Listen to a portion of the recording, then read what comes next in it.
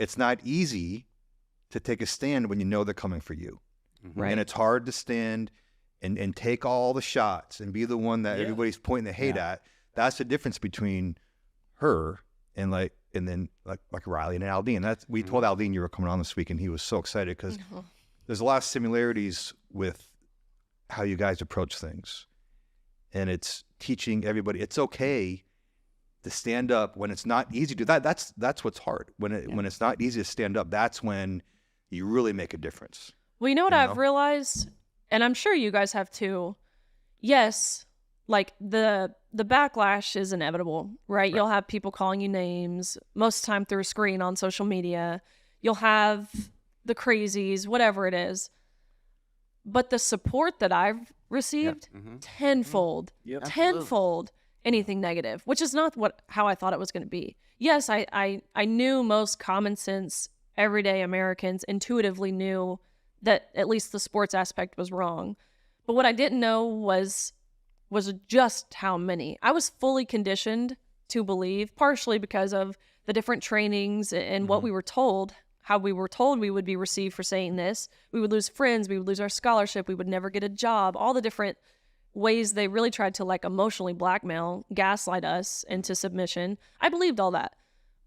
But it was so wrong to believe that. They want us to put this internal pressure on ourselves, which is exactly what Dawn Staley did. It's exactly what you see even in y'all's space, other country music singers doing, who I guarantee you feel the same way as Jason Aldean. He's the only one that would put a song out like that. He's the only one that would do it. And they tried to kill it. But you realize, just like you said, they're going to try to cancel you.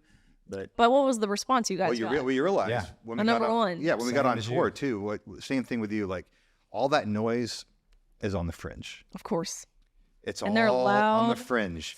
But the people that matter, it's we see it like the middle of it, the heart of it, is all on our side, on your side. It's just a noise from the fringe, and they're loud, and they've got the media. They've got the media, but that's not what matters the most. Of course. Well, then you have fools like Keith Olbermann. Oh, I couldn't wait to get to this. Oh my God!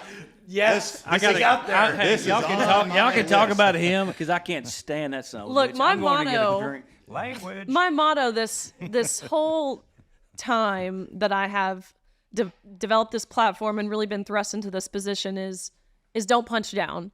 Right? People they look for attention on social media.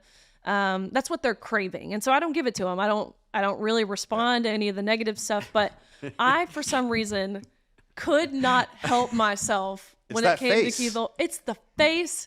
It's his screaming. It's the way he's senile. It's the way I think he lives in his mom's basement. It's the way he's never been able to keep a job. I'm so glad you brought this up because gosh. What's amazing. He said you sucked at swimming. This is my public call. 12-time All-American. Challenging him to a race. 12-time All-American, 5-time SEC champion, SEC record holder. I mean, you're terrible at swimming. Well, your response was great on Twitter. Amazing. But again, no kids. By the way, no daughters, nothing to relate this to. So you just suck at swimming and you're stupid. He's got a bunch of dogs apparently. That he would sometimes have to, internal sources at ESPN told me this, he couldn't do his show or would have to do his show from a different place because he would need to be home with his dogs. He's a grown man. Like a grown man. He's probably got a cat too. One of these days we're gonna get him on here. Not there's anything wrong with that. No. At least one. If I can, it would be awesome to have somebody like him on here. Not him. You can't. That's one. But of again, those. it goes back to awesome. they won't debate. No, they won't. Right.